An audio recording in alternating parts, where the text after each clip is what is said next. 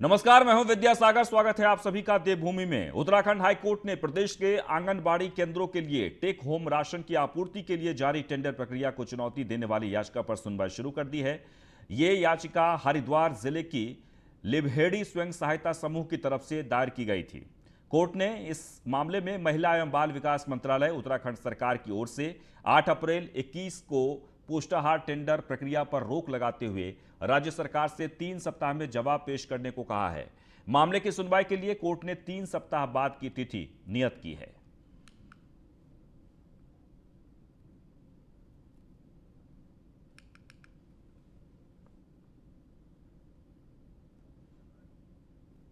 हमने एक रिट याचिका दाखिल करी थी आज गुरु चेतना स्वयं सहायता समूह लिब्बारेड्डी हरिद्वार की तरफ से। उसमें पिटिशनर द्वारा जो 8/4/2021 को महिला एवं बाल विकास निदेशालय उत्तराखंड द्वारा जो टेंडर नोटिफिकेशन जारी किया गया है उसे चैलेंज किया गया था। उनका ये कहना था कि सुप्रीम कोर्ट द्वारा लगातार ये व्यवस्था दी गई है कि जो आंगनबाड़ी केंद्रों में जो पुष्टाहार की सप्लाई के लिए जो टेंडर निकाले जाएंगे या जो भी प्रक्रिया की जाएगी उसमें स्वयं सहायता समूहों को और ग्रामीण समूहों को वरीयता दी जाएगी। वहीं कल्याण सिंह के अंतिम संस्कार में शामिल हुए सीएम धामी बीजेपी प्रदेश अध्यक्ष मदन कौशिक भी रहे मौजूद। आपको बता दें कि सीएम धामी ने कल्याण सिंह को श्रद्धांजलि अर्पित की। सीएम पुष्कर सिंह धामी बोले, कल्याण सिंह मेरे गुरु थे, राम मंदिर निर्माण के लिए अपनी सरकार की कुर्बानी की थी। कल्याण जी ने कहा था कि एक नहीं कई सरकारें कुर्बान है राम मंदिर के लिए। तो आपको बता दें कि आज उत्तर प्रदेश के पूर्व मुख्यमंत्री कल्याण सिंह पंचतत्व में विलीन हो गए और इस मौके पर बीजेपी के तमाम वरिष्ठ नेता उपस्थित रहे। उत्तराखंड के मुख्यमंत्री पुष्कर सिंह धामी भी पहुंचे और उन्होंने श्रद्धांजलि अर्पित की। आगे बढ़ते हैं। उत्तराखंड विधानसभा का मानसून सत्र शुरू हो गया है। 5 दिन तक चलेगा विधानसभा का यह सत्र। पहले दिन सदन में लाया गया शोक प्रस्ताव। इंदिरा हृदय गोपाल रावत को श्रद्धांजलि दी गई। दिवंगत पूर्व वर्तमान सदस्यों को भी श्रद्धांजलि दी गई है। सत्र शुरू होने से पहले सुंदरलाल बहुगुणा को श्रद्धांजलि दी गई। तो आज से मानसून सत्र की शुरुआत हुई है। पहले दिन दिवंगत सदस्यों को श्रद्धांजलि अर्पित की गई है। तो एक बार आपको फिर से बता दें कि उत्तराखंड में 5 दिन का मानसून सत्र जिसकी शुरुआत आज से हो गई है और पहले दिन शोक प्रस्ताव लाया गया।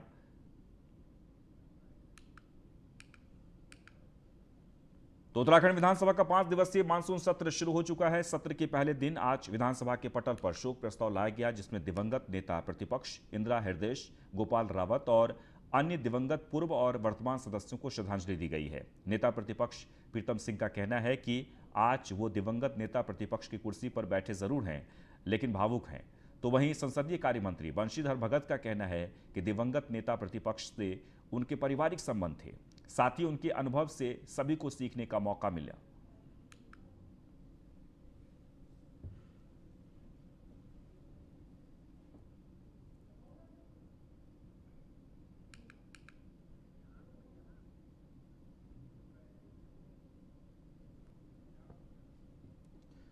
तो आज देहरादून के विधानसभा में इंदिरा हृदय को श्रद्धांजलि अर्पित की गई। सीएम पुष्कर सिंह धामी ने इंदिरा को दीदी कहकर याद किया। लखनऊ में पढ़ता था तब से दीदी को देख रहा हूं। महिलाओं में सर्वाधिक मतों से जीतने वाली महिला थी इंदिरा हृदय जी। इंदिरा जी के व्यवहार में कोई अंतर कभी नहीं रहा। इंदिरा जी के बोलने काम करने में कोई फर्क नहीं था। मुझे छोटे भाई जैसे प्रेम मिला। इंदिरा जी को ईश्वर के श्री चरणों में स्थान मिले।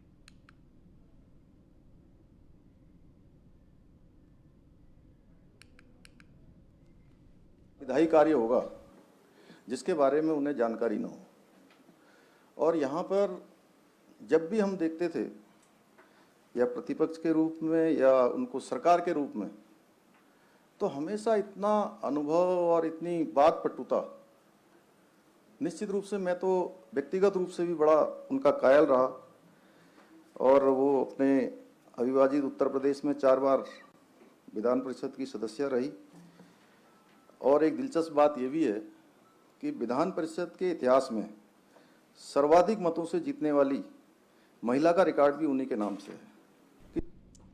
उत्तराखंड विधानसभा सत्र की विधिवत शुरुआत के बाद मुख्य सचिव एसएस संधू का एक पत्र वायरल हो रहा है। पत्र में मुख्य सचिव ने चिंता जताते हुए सभी सचिवों व प्रमुख सचिवों को चुस्त रहने के आदेश दिए हैं। साथ ही 27 बिंदुओं पर चिंता जताते हुए विधिवत तैयारी करने के भी निर्देश दिए हैं। बता दें कि 27 बिंदुओं के इस पत्र में सबसे पहला जिक्र कुंभ में हुए कोविड टेस्टिंग घोटाले की जांच को लेकर है, जिस पर कांग्रेस ने हमला बोलते हुए कहा कि हमारी संख्या भले ही कम है, लेकिन हम सदन में सरकार को हिला देंगे। आज जो है प्रमुख सचिव भी इस बात से जो है असहज महसूस कर रहे हैं कि इस सरकार ने इतने जो है इस प्रदेश के अंदर जो है नाकामियां कर रखी है, जिसको उन्हें इंगित करना पड़ रहा है। और 29 या 27 विषय उन्होंने बताए हैं, तो आप अंदाजा लगा सकते हैं कि सरकार किस दिशा में काम कर रही है। ये तो मुख्य सचिव का जो पत्र है, ये पत्र भी जो है निश्चित रूप से जो है सरकार को आईना दिखाने के लिए बहुत है। अब भारी तो तब भी पड़ सकते हो, ढोल में नाच जाए वहाँ, और तो कुछ हो नहीं सकता। अब भारी तो तब भी पड़ सकते हो, ढोल में नाच जाए वहाँ, और तो कुछ हो नहीं सकता। इस बीच देहरादून में यूकेडी ने किया विधानसभा के घेराव का प्रयास। आपको बता दें कि पुलिस ने विधानसभा से पहले बैरिकेडिंग लगाकर रोका। यूकेडी कार्यकर्ताओं और पुलिस के बीच नोकझोंक भी हुई। देहरादून में यूकेडी ने विधानसभा के घेराव की कोशिश की।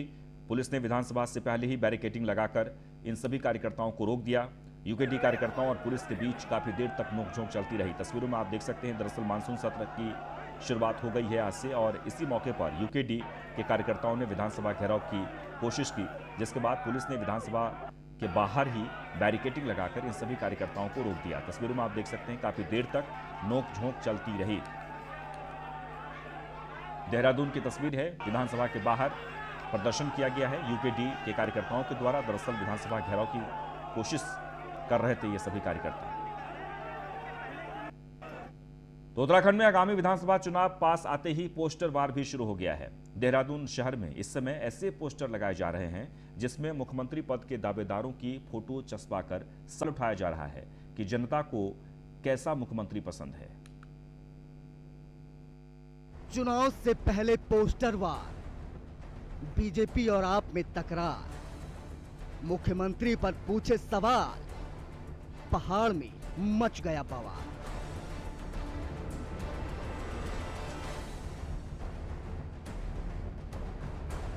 उत्तराखंड विधानसभा चुनाव से पहले पोस्टर और होर्डिंग वार शुरू हो गया है। आम आदमी पार्टी ने कर्नल अजय कोटियाल को सीएम का चेहरा घोषित किया। इसके बाद आपने देहरादून में मुख्यमंत्री पुष्कर धामी और कर्नल कोटियाल के साथ कंबाइंड होर्डिंग लगाए हैं। इसमें लिखा गया है कि उत्तराखंड का सीएम कौन हो, देशभक्त फौजी या नेता पुष्कर धामी। इस पर अब बीजेपी और आम आदमी पार्टी के बीच सियासी तकरार शुरू हो गई है। इस पोस्टर के खिलाफ सरकार ने कार्रवाई शुरू कर दी है। इस पोस्टर को लेकर अब देहरादून में आम आदमी पार्टी के खिलाफ मुकदमा दर्ज कराया गया है। बताया जा रहा है कि बिजली के खंभों और शहर में लगी स्ट्रीट लाइटों के खंभों पर आम आदमी पार्टी ने होर्डिंग पोस्टर लगा दिए हैं। इसके चलते बिजली विभाग और नगर निगम के अधिकारियों ने तहरीर देकर मुकदमा दर्ज करवा दिया है। बीजेपी का कहना है कि पोस्टर की वजह से मुख्यमंत्री की छवि खराब हो रही है। नीति का इससे बड़ा गिरा हुआ चरित्र कोई हो नहीं सकता कि किसी के बारे में कोई इस तरह की हरकत करे।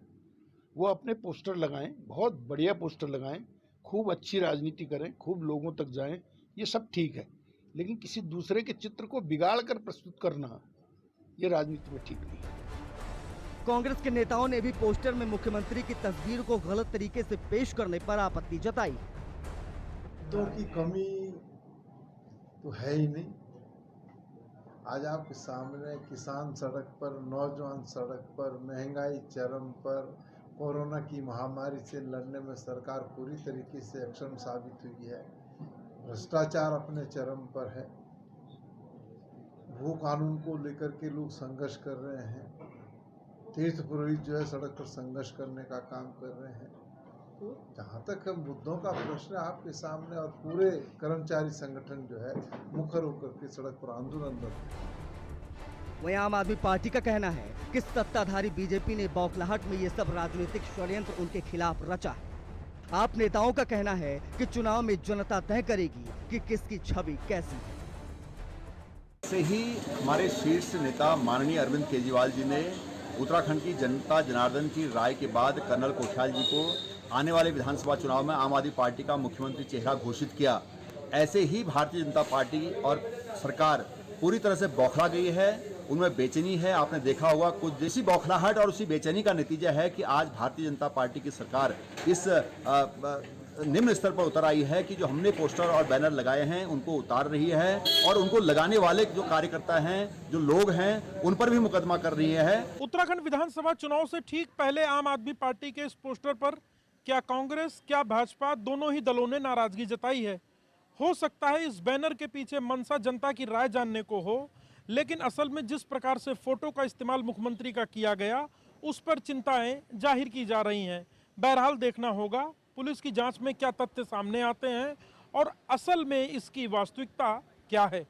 कैमरामैन अनूप भट्ट के साथ सुदीप जैन, देहरादून, न्यूज 1 इंडिया। वहीं रवि दत्ताचार्य सुरेश राठौड़ ने हरिद्वार से संत शिरोमणि गुरु रविदास चौपाल का शुभारंभ किया है। देश के विभिन्न राज्यों में रविदास चौपालों का आयोजन किया जाएगा जो गांव-गांव तक पहुंचेगा। गुरु रविदास के बताए मार्गदर्शन का प्रचार प्रसार किया जाएगा। हरिद्वार के बहादुराबाद से इसका शुभारंभ किया गया है। रविदास आचार्य सुरेश राठौड़ ने चौपाल लगाकर लोगों को गुरु रविदास के बारे में बताया और उनके आचरण पर चलने के लिए लोगों को प्रेरित भी किया। श्री रविदास चौपाल का उद्देश्य आज उसका शुभारंभ करना, रक्षाबंधन का पावन पर्व है। रविदास चौपाल के माध्यम से श्री गुरु रविदास जी के 650वें जन्म दिवस की तैयारी में सब लोगों को जुटना, गांव-गांव के अंदर अपने बैनर लगाकर, रविदास चौपाल के बैनर लगाकर, श्री रविदास भी महापीठ के बैनर लगाकर अपने लोगों को श्री गुरु रविदास जी के जीवन चरित्र के बारे में बताना और समझाना कि उनका जीवन चरित्र क्या था। देश के अंदर हमारी संख्या करीब 24 से 25 करोड़ के लगभग है। हम सब लोगों को उनके जीवन परिचय को समझना चाहिए, जानकारी हासिल करनी चाहिए। तो ही मोही मोही तो ही अंतर कैसा, कने की कटी के जल तरंगे।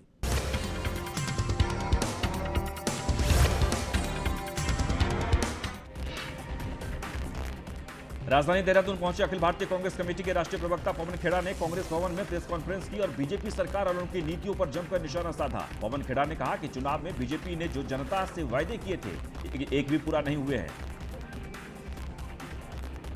हरिद्वार में ऑटो चालक की गिरफ्तारी का मामला तूल पकड़ रहा है, जहां ऑटो चालक की गिरफ्तारी के विरोध में आप कार्यकर्ताओं ने कोतवाली में प्रदर्शन किया है और पुलिस पर राजनीतिक दबाव में आकर ऑटो चालक के खिलाफ मुकदमा दर्ज करने का आरोप भी लगाया है।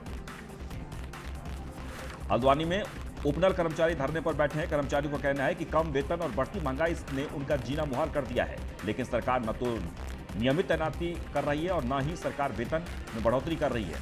सरकार के खिलाफ 2 सितंबर से अनिश्चितकालीन धरने पर बैठने की रणनीति बनाई जा रही है। लालकुआं नैनीताल दुग्ध उत्पादक सरकारी संघ के ठेका कर्मी अपनी मांगों को लेकर हड़ताल पर बैठ गए हैं। यह हड़ताल ठेकेदार द्वारा SIEPF नहीं जमा करने को लेकर है। बता दें कि कई महीनों से दुग्ध संघ के ठेकेदार ने ठेका कर्मियों का पैसा जमा नहीं कराया है। ऋषिकेश में तेज रफ्तार का कहर देखने को मिला, जहां नगर निगम के डंपर ने सड़क किनारे लगे खोखे को टक्कर मार दी है, जिसके बाद खोखा पूरी तरह धराशायी हो गया है। यही नहीं, टक्कर के बाद डंपर भी खोखे को तोड़ते हुए चंद्रभागा नदी में जा गिरा। बता दें कि घटना के बाद खोखे के मालिक ने शिकायत दर्ज कर मुआवजे की मांग की है।